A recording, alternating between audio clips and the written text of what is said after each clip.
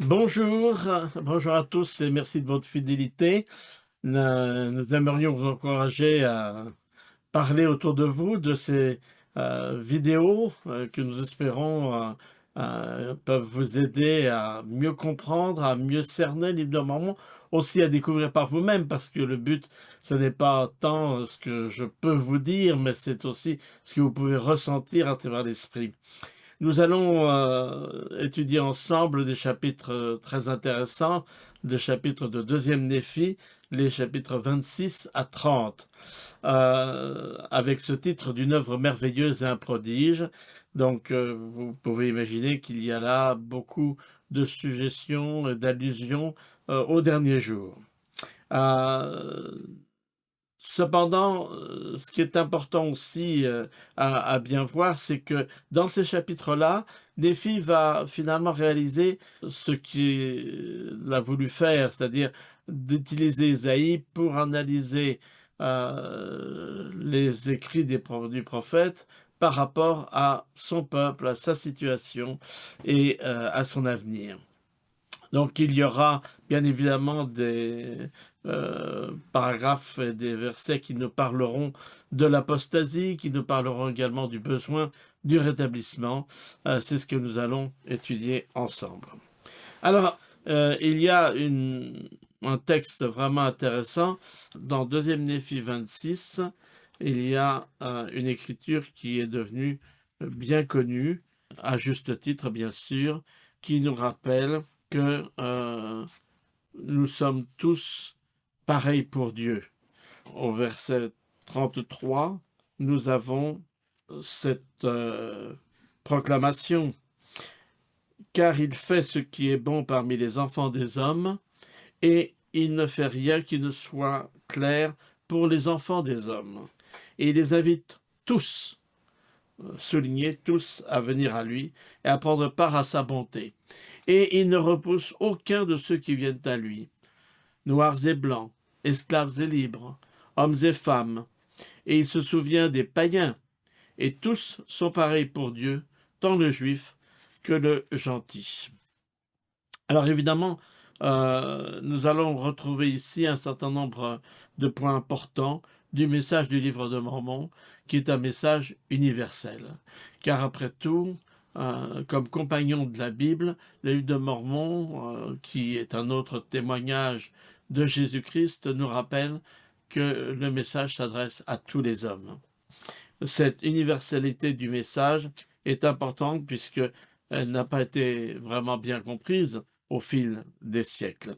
Dans ce chapitre 26, si vous regardez le verset 3, « Et lorsque le Messie viendra, il y aura des signes qui seront donnés à mon peuple, de sa naissance, et aussi de sa mort et de sa résurrection », ce que nous verrons dans 3e Néphi, entre autres, et aussi de sa mort et de sa résurrection. « Et grand et terrible sera ce jour pour les méchants, car ils périront, et ils périssent parce qu'ils chassent les prophètes et les saints. » Voilà donc cet avertissement. Et tout au long de ces versets, dans le chapitre 26, Néphi voit la destruction de son peuple. Je ne reviendrai pas sur le détail de tous les versets. Si vous regardez le verset 10, « Et lorsque ces choses seront passées, une destruction rapide s'abat sur mon peuple. Car malgré les souffrances de mon âme, je l'ai vue. C'est pourquoi je sais qu'elle arrivera, et ils se vendent pour rien.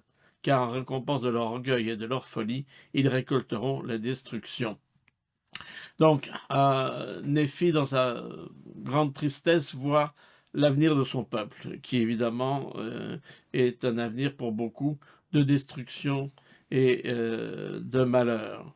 Hein, ils vont descendre en enfer, dit-il, car le Saint-Esprit, verset 11, ne luttera pas toujours avec l'homme. Mais il nous enseigne aussi, dès ce chapitre 26, l'importance et le rôle du livre de Mormon.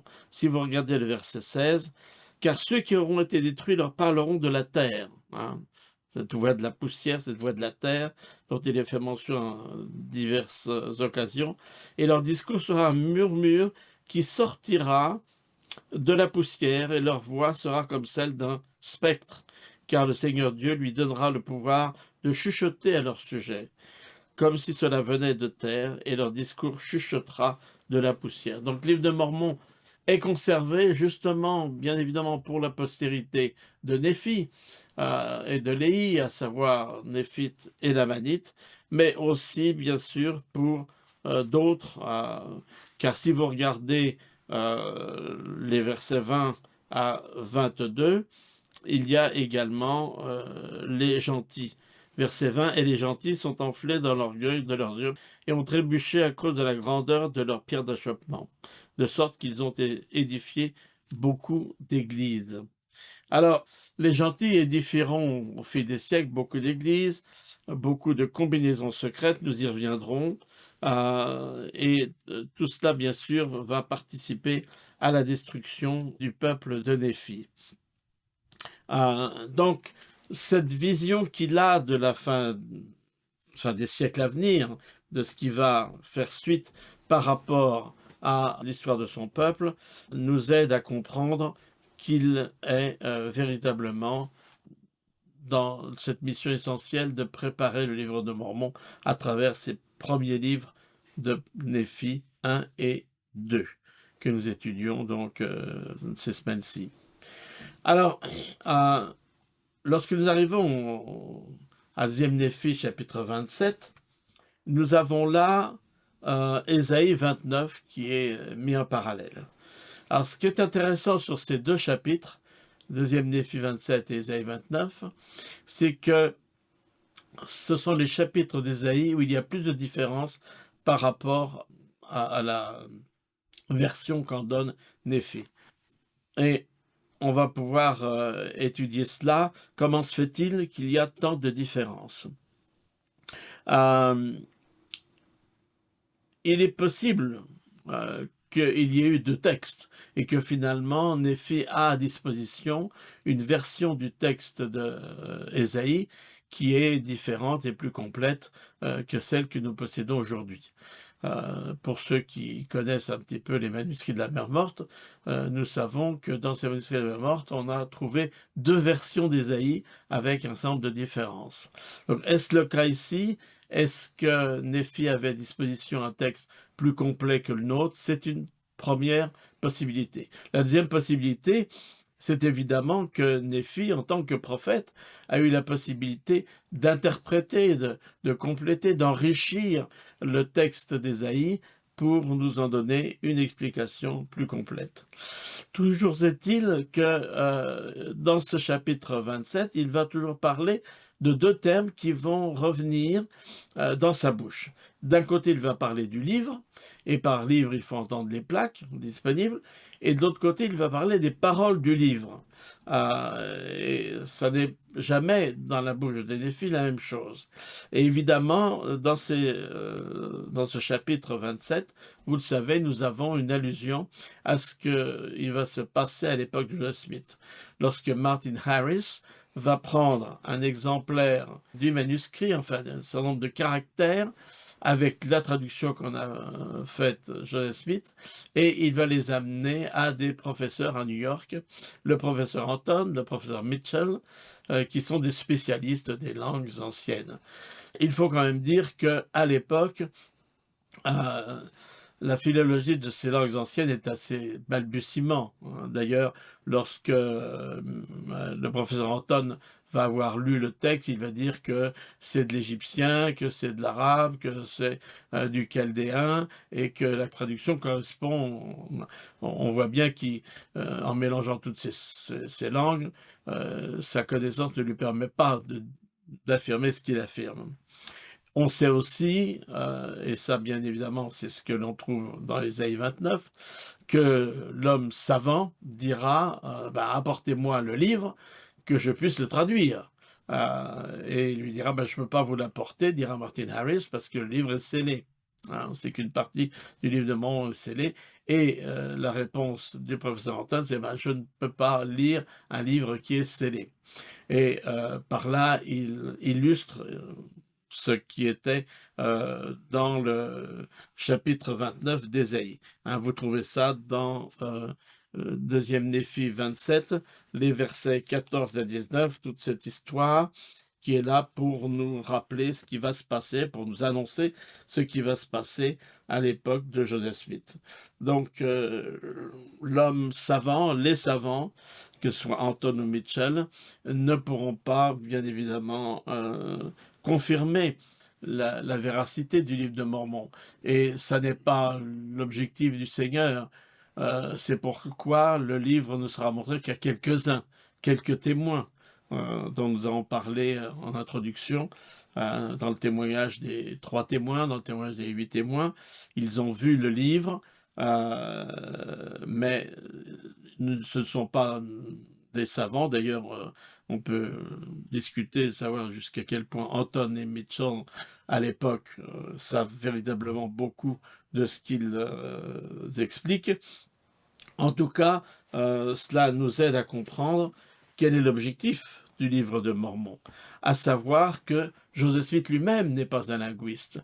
Et lorsqu'il parle de traduction, il n'est pas question d'entendre une traduction comme on pourrait en faire une de l'anglais au français, par exemple, à savoir de prendre les mots et par sa connaissance. Non, Joseph Smith, il a les plaques, il a le livre, mais c'est à travers sa vision, par le don et le pouvoir de Dieu, qu'il voit le texte en anglais et qu'il en a donc, en quelque sorte, une traduction qu'il peut transcrire dans le manuscrit du livre de Mormon.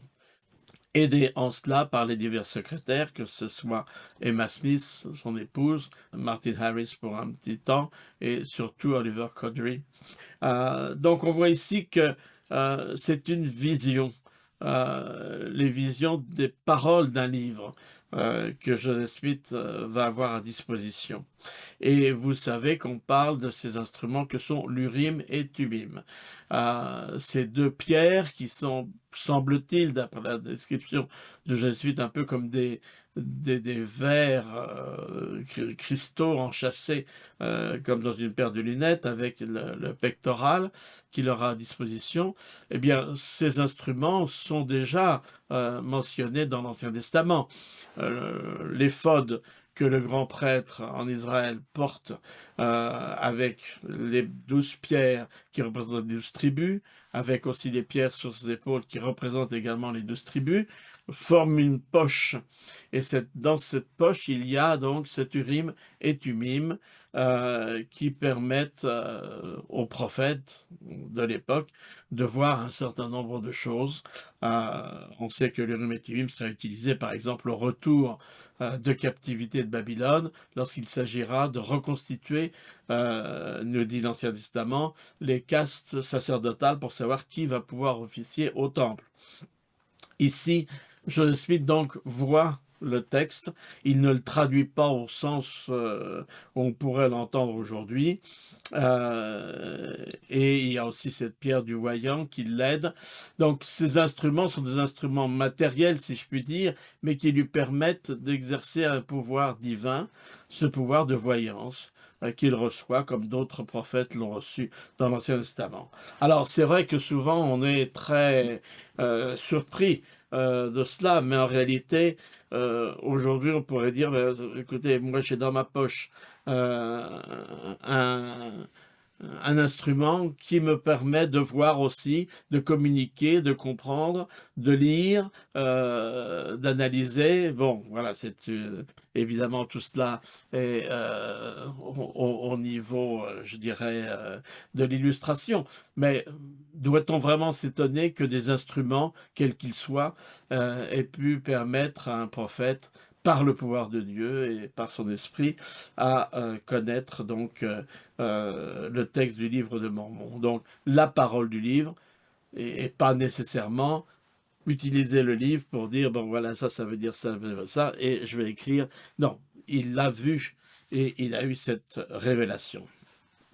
Voilà, nous avons ici un certain nombre d'éléments qui nous aident à mieux comprendre ce qui va se passer dans les derniers jours.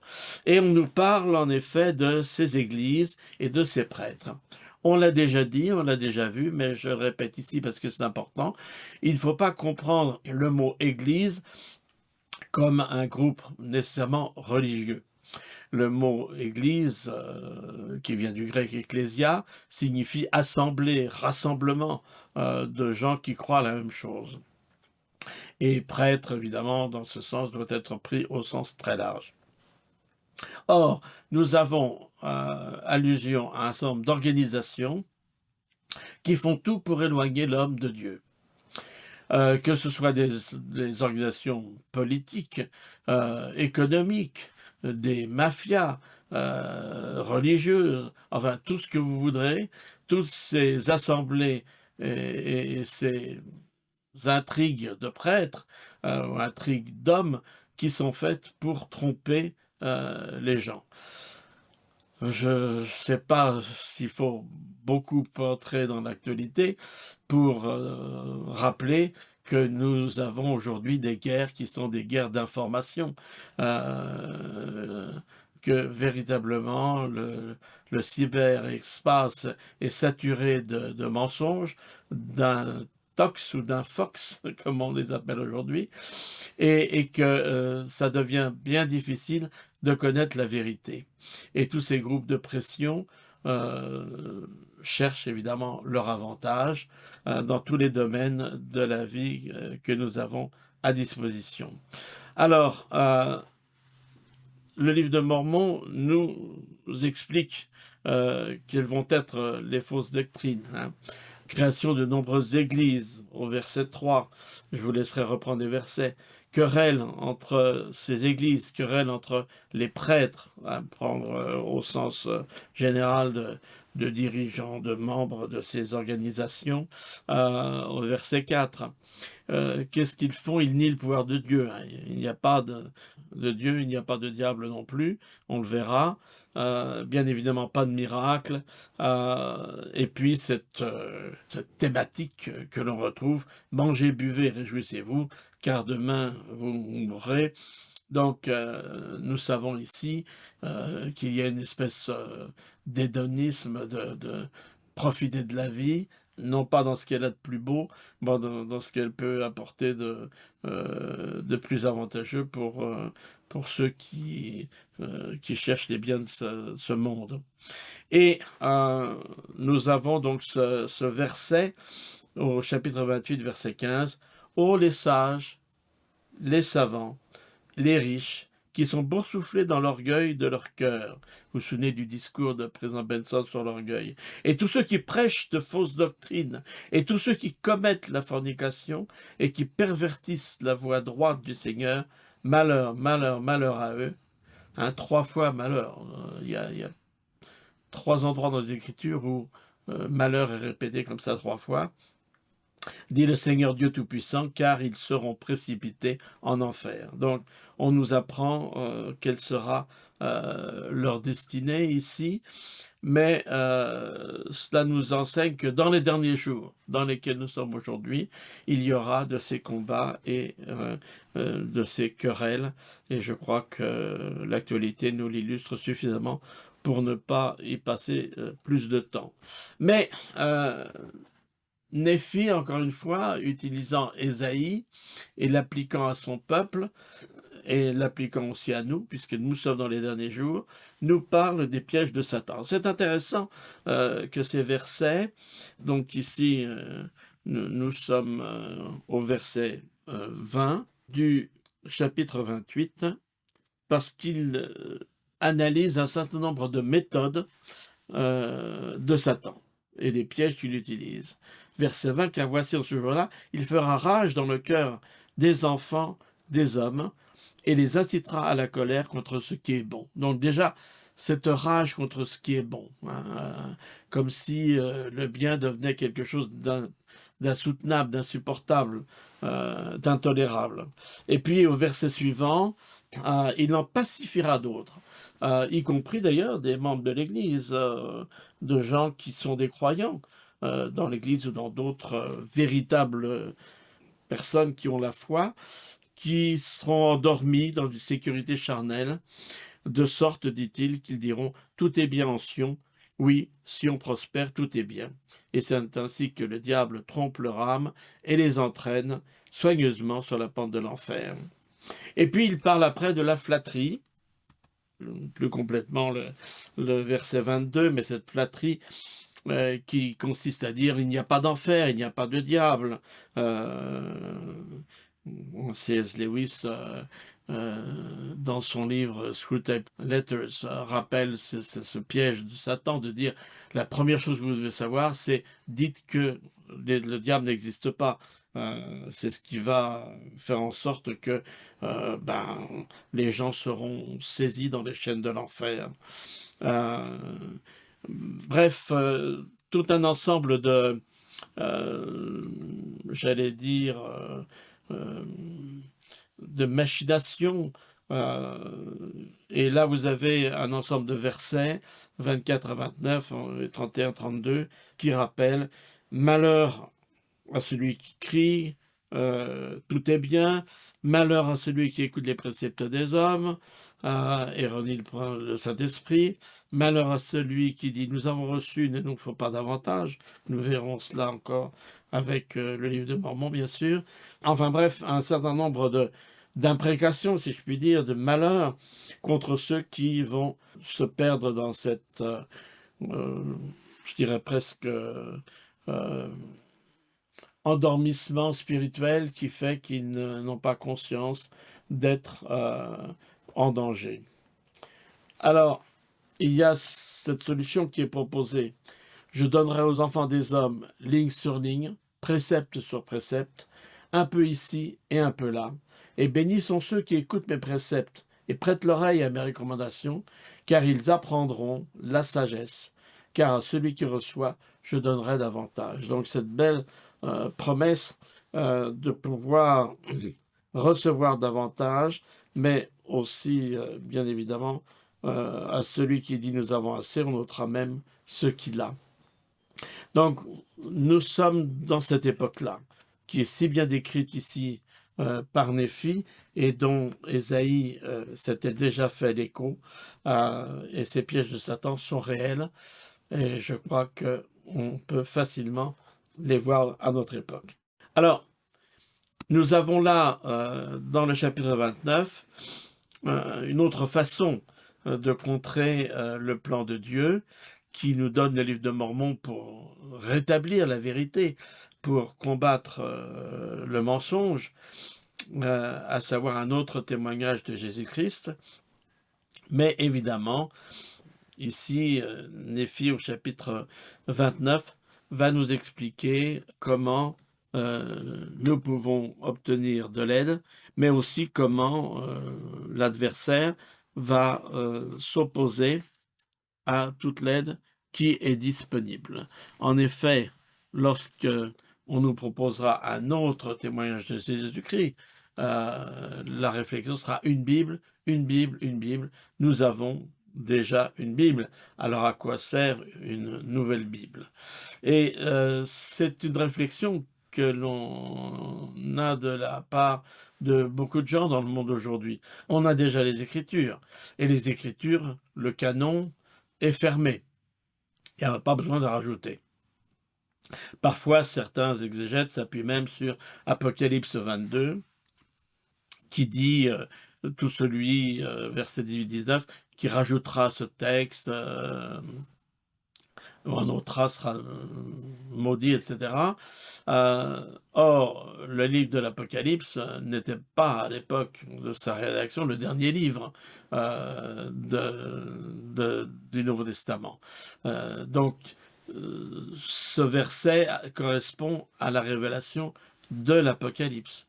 On trouve d'ailleurs un texte similaire dans Deutéronome, chapitre 4, verset 2, qui dit pareil: ne retranchez rien, n'ajoutez rien. Ce qui voudrait dire alors qu'après les 5 premiers livres de la Bible, tout le reste serait à ne pas écouter. Non, bien sûr. Ce n'est pas ce que le texte veut dire.